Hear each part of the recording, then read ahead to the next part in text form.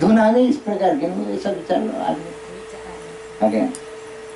तो गोपाल ने कहा मेरे को, मैं अंदर ही विचार करूँ कि शु विचार करो छो, मेरे को शु विचार करो छो। तब शु विचार करो छो तो मैं क्या बोलूँ? मैं क्या बोलूँ? मैं यूँ बोलूँ कि आप ऐसा खुश हो रहे हो, प्रभु पधार गए, आप ये ऐसा कैसे? तो मैंने कहा नहीं अपनी स्टाइल में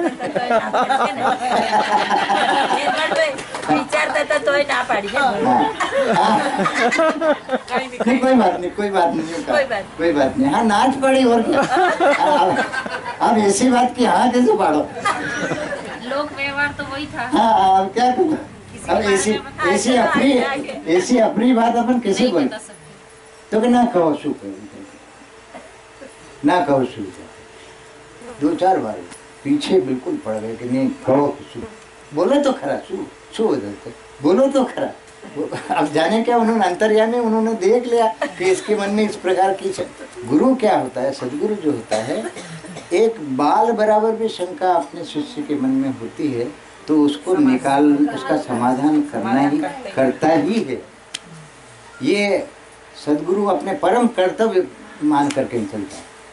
तो इसलिए वो देख लिया उन्होंने कि इनके मन में जो है इस प्रकार की बात आ रही। तो आखिर मेरे को मजबूर हो करके जो नहीं बोल सकता था वो मैंने बोला कि प्रभु मैं, तो उसका बहुत सुंदर जवाब कि ना आए तो हवे बधु एक थी, ये बधु एक थी, यानी परमात्मा से वो एकाकार। अब दो तो है ही नहीं, दो हो तो यानी रुक्मिणी जी ने कृष्ण भगवान से पूछा कि आप ऐसा कि आप रुक्मिणी जी से, तो आप भी रुक्मिणी जी नहीं होते हैं तो आप बहुत परेशान होते हैं, बहुत आप कि रुक्मिणी जी कहाँ है, रुक्मिणी जी कहाँ है, रुक्मिणी जी कहाँ है। आप रुक्मिणी जी के बारे में इस प्रकार का, और राधा जी के बारे में तो आप कभी ऐसा सोचते ही नहीं, ऐसा कभी परेशानी नहीं होती। तो यही जवाब कृष्ण भगवान ने दिया कि राधा और मैं दो नहीं, एक हूँ। एक है तो फिर दूसरा जब है ही नहीं तो विरह का सवाल कहाँ? हाँ, एक ही है तो फिर विरह कहाँ? इसलिए तो देखिए इस जवाब में इतनी सुंदर बात है कि ये प्रभु अंतर में जा करके और प्रभु से एकाकार है, एकाकार स्थिति में रहे। इसीलिए और बाद में भी कई इस प्रकार के प्रसंग आए कि जैसे बंशी भाई जो महू वाले थे, वो जो है बाप जी के पधारने के बाद में नहीं जाना बंद कर दिया था बंशी भाई। तो लेटर लिख करके उनको बुलाया था बंशी भाई को, और उनको ये कहा था कि बधु एकच्छ हुई हो, तुम बाप जी के नहीं जाने से, पधार जाने से तुम ऐसा सोच रहे हो कि अब अपने को जाने की जरूरत नहीं है क्योंकि बाप जी नहीं है। तो बंशी भाई को प्रभु ने ये कहा था कि ये तो बधु एकच्छ। और इसी प्रकार से शांति भाई भट्ट जो रतलाम वाले हैं वो भी एक परम भक्त है, यानी जैसे बंशी भाई भी परम भक्त, इसी प्रकार से शांति भाई भट्ट भी जो रतलाम वाले वो परम भक्त है, लेकिन उन्होंने भी जाना बंद कर दिया बाबू जी के बारे में।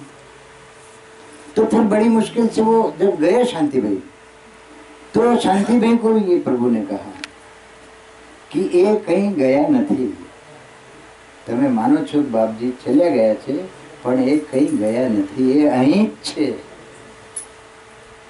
तो अंतर में जाकर के परमात्मा से अपने किस प्रकार से एकाकार होना, ये एक बड़ी भारी बात है जो कि ये प्रेमी ने जो भी सुनाया उसमें। तो ये सब अंतर में ये ना बाह्य जगत में आप अपनी ड्यूटीज करो, अपना काम करो, अपने सब संसार निभाओ, सब कुछ करो, लेकिन उसमें उलझने का नहीं, उससे छुट्टा रहने का। जैसे जल में कमल अलग का अलग रहता है, जल में रहता है लेकिन फिर से जल से अछूता, इसी प्रकार से अपने को ये ना अपने ऋषिकुल का मार्ग ही है ऋषिकुल का पंथ ही ये है कि भाई संसार में रह करके सारे संसार के फर्ज करो, सब निभाओ, सब करो, लेकिन उसमें अपना इन्हें जो है करने वाला तो प्रभु। जैसे कि अभी भैया ने भी कहा कि बैलेंस तो भगवान का है, अपना थोड़ी बैलेंस है।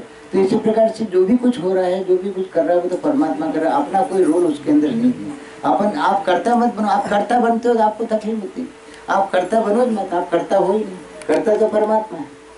इसलिए आपको जो है मतलब इस प्रकार से, इस प्रकार का यही ऋषिकुल का व्यवहार और वेदांत का जो समन्वय जो भगवान ने बताया वो ऐसे था। भगवान ने, आप ये देखिए कि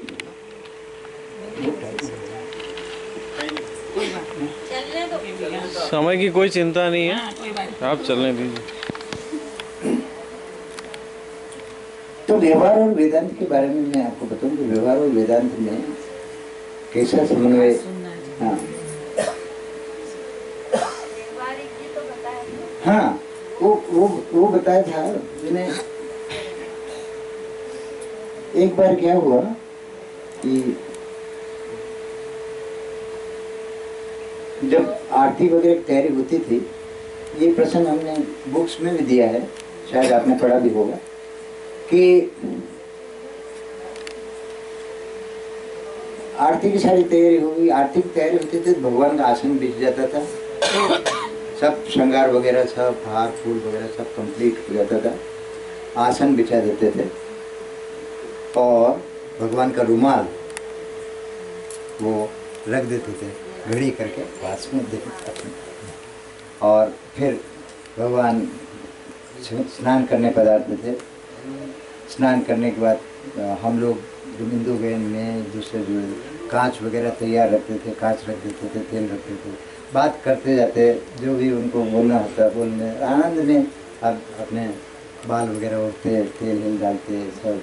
फिर हम लोग कांच उठा करके रखते, तेल गंगा मुकाम पर रखते, बाल भगवान के निकलते, वो हम इतने मूर्ख कि उन बालों को हम फेंक देते थे कि काश हम बालों को नहीं फेंकते तो अच्छा रहता, लेकिन हम करो क्या, इतनी मूर्खता थी तो वो बाल हम फेंक देते थे।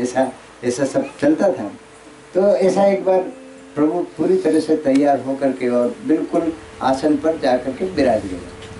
आसन पर बैठते बैठते भी कुछ न कुछ चिंतन चलता रहता था, कहीं न कहीं कुछ न कुछ सोचते रहते थे। वो क्या, किस दुनिया में रहते थे, क्या करते थे, ये तो वो जाने, अपन उनके बारे में अपन क्या बोल सकते हैं। लेकिन वो जो है वो विराज गए, माचिस भी हाथ में ले ली, कुछ विचार चल रहा है, माचिस में से काड़ी भी निकाल ली और वो बस माचिस को स्ट्राइक करने, यानी 1 सेकंड और यदि देर हो जाती तो 1 सेकंड में तो वो स्ट्राइक कर देते काड़ी को, और वो फिर दीप जलाते, फिर एक अगरबत्ती जला करके फिर वो आरती के दिए सब जलाते थे। ऐसा उनका वो बिल्कुल सेट पैटर्न था, उसी हिसाब से चलता था और बात भी करते जाते। हाँ तो એવું છે गुलाबा, ये तो એવું જ હોય છે, ऐसा करके बात करते करते करते और सर इतने में क्या, और सब्जी वाले बीरे ने आवाज लगी तो वहीं की वहीं माचिस रखी और कहा कि बीरे ने रोको।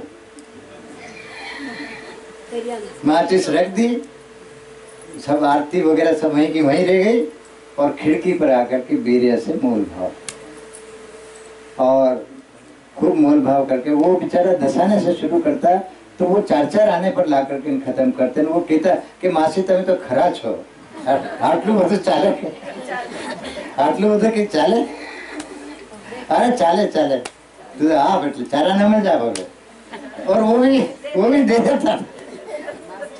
तो कहने का मतलब ये है कि व्यवहार को जो है, यानी कभी व्यवहार को निगलेक्ट नहीं किया। व्यवहार को यानी बाप जी ने एक जगह फरमाया है, बड़े छोटे बाप जी का वचन है कि व्यवहार में चूकशो तो वेदांत में पण चूकशो। इसलिए व्यवहार और वेदांत का संपूर्ण समय समझ जाए कि जो विभाजक रेखा है वो भी मिट जाए व्यवहार और वेदांत के बीच में, है ना, सीमलेस यूनियन। जैसे सिलाई भी, उनकी सिलाई तो करना है लेकिन सिलाई दिखे नहीं, सिलाई भी नहीं दिखे, ऐसा जोड़ वेदांत का और व्यवहार का। ये मतलब ऋषिकुल की खास पहचान है और खास आदर्श, और यही सबसे बड़ी बात है। तो ऐसा अब गोपाल प्रभु के जीवन में हम देखते हैं। अच्छा, एक बात और मैं बताऊं आपको कि